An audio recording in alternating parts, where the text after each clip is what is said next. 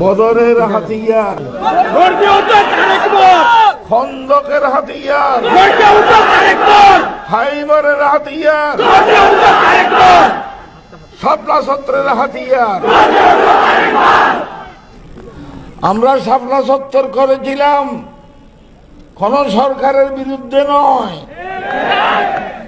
সরকারের গদি দখল করার জন্য নয়।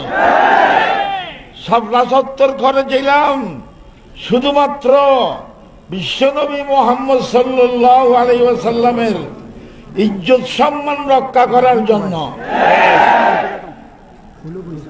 আমাদের বিশ্বনবীর ইজ্জত সম্মান রক্ষা করার জন্য আমরা প্রয়োজনে কলিজার তাজা রক্ত ঢেলে দিব ইনশাআল্লাহ।